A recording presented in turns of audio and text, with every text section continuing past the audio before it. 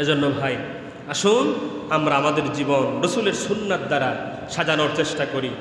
আমরা সমস্ত কুসংস্কার বেদাত এই রবিউল আউয়াল মাসকে কেন্দ্র করে তাজিয়া মিছিল করা, বিভিন্ন রকমের হালুয়া রুটি খাওয়া, এই সমস্ত কাজ থেকে আমরা নিজেদেরকে পরহেজ রাখবো।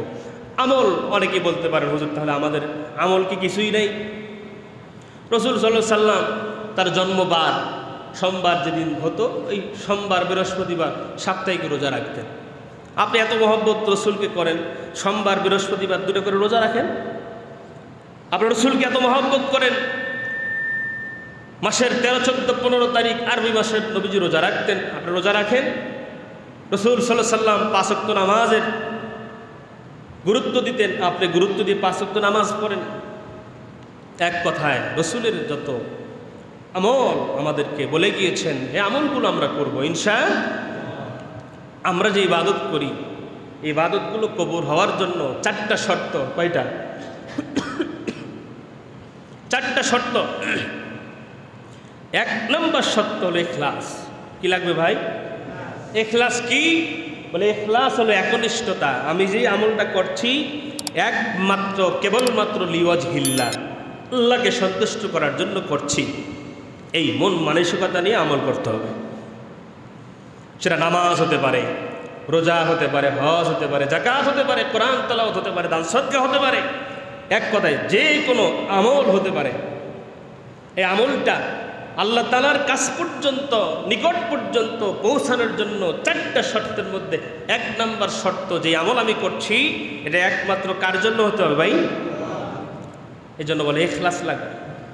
2 নম্বর, আমি যে আমলটা করব এটা দলিল লাগবে। দলিল কি? বলে রসুল করছেন, সাহাবায়ে কেরাম করছেন, সাহাবায়ে কেরামের পর তাবেঈন করছেন, এই পর্যন্ত যদি এই আমলের দলিল তারা করছেন পাওয়া যায় তাহলে তুমি আমল করো। এখন আমাদের দেশে একটা প্রচলিত মিলাদ আছে না নাই? ইয়া নবী সালামু আলাইকা, আছে না নাই? বাংলাদেশ বিভিন্ন জায়গায় আছে। ছোটোবেলায় আমিও পড়তাম, অনেক কণ্ঠ দিয়ে এই কাসিদা পড়তাম, ছন্দগুলো পড়তাম।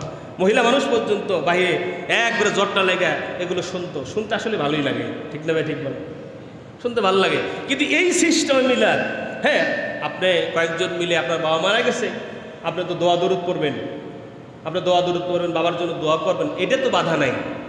কিন্তু এই যে সিস্টেম, কি ভাই? সিস্টেমে আমল করা, যে একটা আমল, আপনি সিস্টেমে যখন একটা আমল করবেন, এই সিস্টেমে আমলটা করতে হয়। ওই আমলটা যখন করবেন আগে দেখতে হবে এটা সাহাবায়ে কেরাম করছেন কিনা, এই আমলটা নবীজি করছেন কিনা, তাবেঈন করছেন কিনা। হ্যাঁ, তারা যদি করে তাহলে করেন, সমস্যা নেই। কিন্তু তারা যদি তাদের জীবনে এই আমল কোনোদিন করে নাই, এখন আপনি যদি এখন এই আমল করেন যে এটা তো ভালো কাজ ভাই, এটা তো ভালো কাজ, এটা দরুদ শরীফ পড়া হয়, এটা ভালো কাজ, তাই আমি বলবো যে আপনারা মাগরিবের নামাজ 3 রাকাত পড়েন, আজকের থেকে 4 রাকাত পড়েন। একটা সূরা বেশি হবে, রুকু একটা বেশি হবে, 2টা সেজদা বেশি হবে, দোয়া দরুদ বেশি হবে। বেশি হলেই হবে না, বলবেন এটা পড়া যাবে না। কেন? রসুল তো এভাবে করে নাই। তা আমি বলবো আপনি যে সিস্টেম মিলাদ করছেন, রসুল কি কোনোদিন পড়ছেন?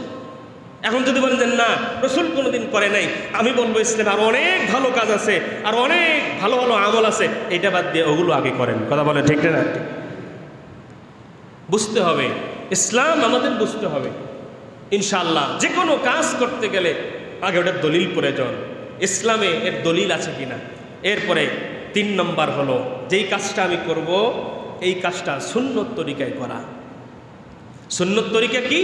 রসুল সাল্লাল্লাহু আলাইহি সাল্লাম এই কাজটা যেভাবে করতে বলেছেন, রসুল সাল্লাল্লাহু আলাইহি সাল্লাম এই কাজটা যেভাবে শিখিয়েছেন, ওইটাকে বলা হয় সুন্নত তরিকা। 4 নম্বর শর্ত হলো হালাল খাবার। কি খাবার? ওই যে বয়ান করছিলাম না যে পবিত্রতা 2 প্রকার, একটা বাহিরে একটা ভিতরে। ভিতরেরটা হলো হালাল খাবার লাগবে। সুদের টাকা, ঘুষের টাকা, ধোঁকা দিয়া, প্রতারণা করিয়া, অন্যের জমি আত্মসাৎ করে, অন্যের টাকা জুলুম করে আমি নিয়া ভক্ষণ করব, শরীর আমি গঠন করব হারাম পয়সা আর উপার্জনের টাকা দিয়ে খাইয়া, এই ইবাদত আল্লাহর দরবারে কবুল হবে না। এই জন্য ভাই দুনিয়াতে যতদিন আছি হালাল পথে উপার্জন করার চেষ্টা করব ইনশাআল্লাহ, হারাম থেকে বাঁচার চেষ্টা করব ইনশাআল্লাহ। আল্লাহ পাক যে আলোচনাগুলো করলাম, মালিক আমাদের সবাইকে আমল করার তৌফিক দান করেন, বলেন আমিন। ওয়া আখির দাওয়ানা আলহামদুলিল্লাহি রাব্বিল আলামিন। যারা সুন্নত করে নেই সুন্নত আদায় করে নিই।